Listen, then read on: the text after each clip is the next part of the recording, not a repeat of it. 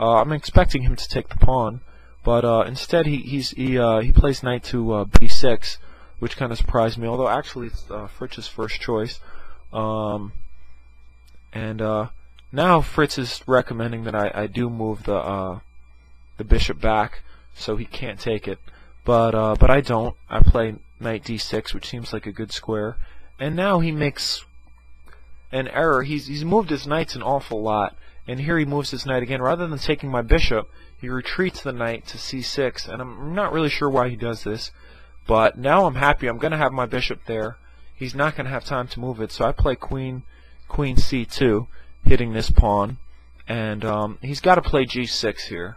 He's got to play g6, and I've still got a significant advantage, but you know, I'm going to have a lot more work to do. But he blunders here, and he plays h6, which looks like a totally natural move. He doesn't want to allow, after g6, he doesn't want to allow me to maybe sack the bishop in exchange and get a kingside attack. But oops, excuse me, I just sorry, I just went back a few moves. Okay, here's the position.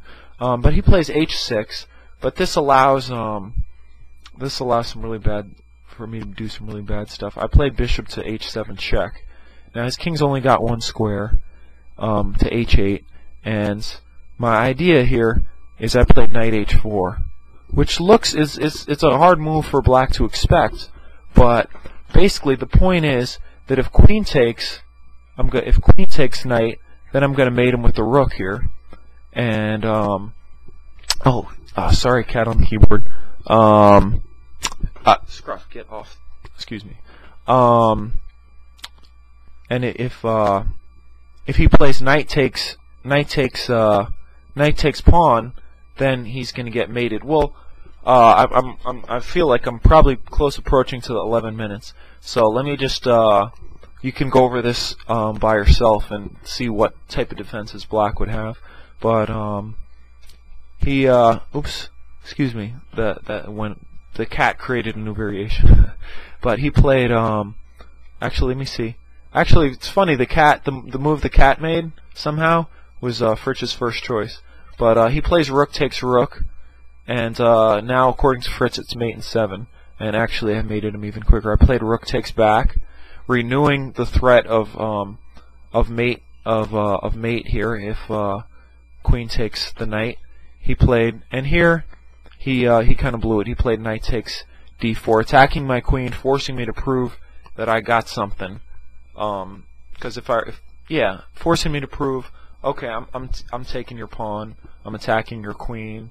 If you move the queen off this diagonal, I'm going to take your bishop. If you move back here, maybe I've got defensive resources. But here I played knight g6, and now it's going to be mate in 2. After king takes h7, I don't take the queen.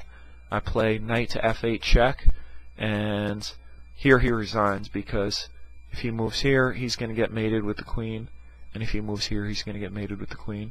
Just as a sample move, I'll move there, and that's checkmate. So this was a fun game for me. I love attacking games like this. I don't mind defending. In fact, I actually enjoy playing against sacrificial players who will sack a pawn, maybe even a piece, and try to mate me, and I hunker down and defend and win in the end game. But of course, everyone likes to attack. Everyone likes to find moves like knight h4 here. I was very proud of myself for finding that move, and just finding the whole mating attack idea after h6 here. It was a fun game for me. And I'll show you another game against the French defense, against the same opponent later on, where he trades queens, thinking that he can't possibly have a mating attack with queens off the board, and I still managed to win. So I'll probably show that as my next game, just to keep it in the theme series of the French, and then I'll move on to other openings. And I'll also include some games that I lost, because it's important to go over your losses also. So I hope my viewers enjoyed that video, and I will see you soon.